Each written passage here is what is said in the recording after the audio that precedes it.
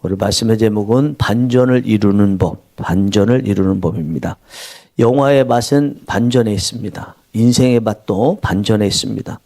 여러분에게도 지금 반전이 필요한 것이 한두 가지는 있을 거라고 생각합니다. 어떻게 반전을 이룰까가 관건인데 오늘 본문에 통해서 제가 여러분들에게 그 해답을 드리겠습니다.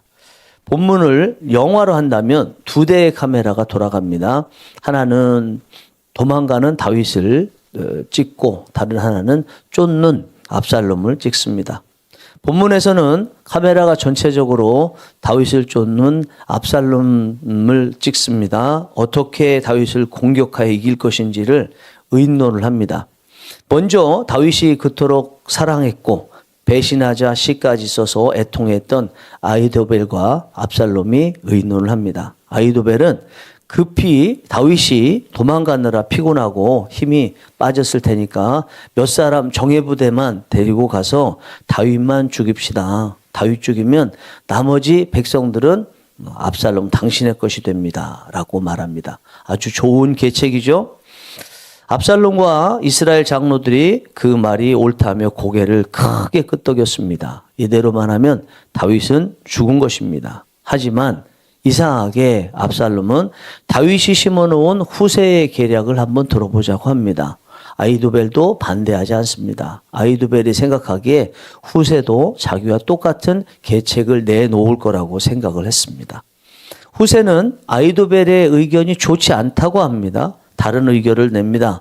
다윗이 보통 장수가 아니니 이미 다 정비를 하고 굴에 숨어 있을 겁니다. 우리가 몇 사람 가지고 쫓아갔다가 패할 겁니다. 패했다는 소식이 들리면 압살롬의 남은 군인들의 사기가 떨어질 것입니다. 이 의견도 좋습니다. 압살롬은 후세의 계책을 받아들입니다. 후세는 급히 성 안에 있던 또 다른 다윗의 첩자인 제사장 사독과 아비아달에게 이 소식을 전합니다. 두 사람은 여인 하나를 시켜서 예루살렘 성 밖에서 대기하고 있는 또 다른 첩자들에게 내용을 전하라고 합니다. 그들은 사독과 아비아달의 각각의 아들들입니다. 요나단하고 아히마아스라는 사람입니다. 두 사람은 그 여인에게 소식을 받고 다윗에게 달려갑니다. 그런데 그 두 사람과 여인이 말하는 것을 압살롬의 누군가가 보았습니다. 압살롬 쪽에서 두 사람을 쫓기 시작합니다. 두 사람이 자칫하면 죽게 생겼습니다. 두 사람이 예루살렘 감람산 북동쪽에 있는 바울임이라는 곳에 지나가다가 어느 집에 들어갔습니다. 뒷뜰에 있는 우물로 내려갔습니다. 그 집 주인 여주인이 그 우물을 뭔가로 덮습니다. 그리고 곡식 낫을 그곳에 널어놓습니다. 두 사람을 쫓던 압살롬의 두 사람들이 군인들이 왔습니다. 어디 있느냐 물어보니까 이미 시내를 건넜습니다. 쫓아가십시오. 결국은 두 사람을 쫓지 못하고 압살롬의 군인들은 자기 집 있는 곳으로 돌아갔습니다. 무사히 압살롬의 추격을 따돌린 두 사람에 의해서 다윗은 강을 무사히 건넜습니다. 아히도벨은 다윗을 영원히 잡지 못할 거라고 판단을 하고 자기 고향으로 내려가서 스스로 목매어 죽었습니다. 그게 본문으로 삼은 두 절 중에 마지막 절의 내용입니다. 아히도벨의 말대로 했다면 다윗은 죽었습니다. 다윗의 나라는 끝났고 압살롬의 나라는 그가 죽을 때까지 계속됐을 것입니다.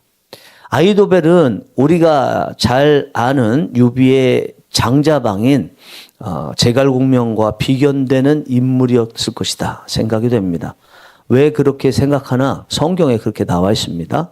사무엘하 16장 23절에 보면 그때에 아히도벨이 베푸는 계략은 사람이 하나님께 물어서 받은 말씀과 같은 것이라 아히도벨의 모든 계략은 다윗에게나 압살롬에게나 그와 같이 여겨졌더라.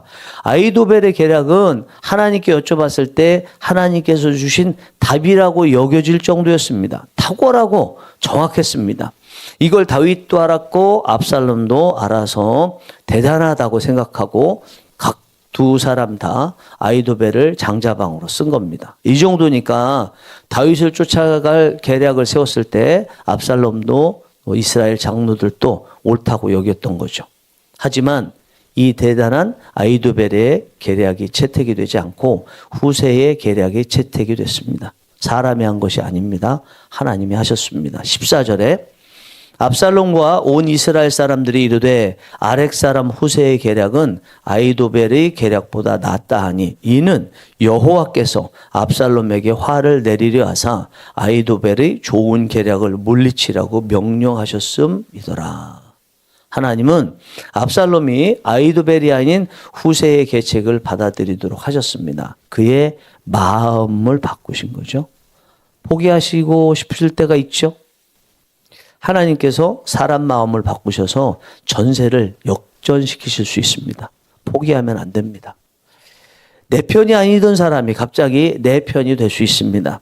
나와 상관없는 사람이 돈을 들고 찾아올 수 있습니다. 전쟁하던 사람이 갑자기 전쟁을 그치자고 찾아올 수 있습니다. 끝날 때까지 끝난 게 아닙니다. 무엇이든지 다 하실 수 있는 하나님이 우리 편이십니다. 그 하나님이 다 하실 수 있는 것 중에 하나가 우리가 끝났다고 생각하는 순간에 하나님이 열심히 일하시는 겁니다. 본문에 사독과 아비아달의 두 아들 요나단과 아히마아스도 압살롬의 군인들에 의해서 죽은 거나 마찬가지였습니다. 그때 하나님이 기생 라합과 같은 바울임의 한 여인을 내셔서 구원을 해 주셨습니다. 언제나 우리 하나님의 자녀들은 절망보다 소망을 더 가까이 해야 됩니다. 마지막에 의지해야 될 것은 절망이 아니라 소망이어야 합니다. 그런데 하나님이 아히도벨의 계책을 무용지물이 되도록 하셨던 결정적인 이유가 있습니다. 다윗의 기도였습니다. 압살롬이 반역을 했다는 소식을 듣고 도망 중에 있을 때였습니다. 그에게 가장 비참하고 낙담스러운 소식 하나가 들려왔습니다. 아히도벨이 자신을 배신하고 압살롬의 장자방이 되었다는 소식이었습니다. 그 소식을 들은 다윗은 너무나 낙담했습니다. 31절입니다. 15장 31절입니다.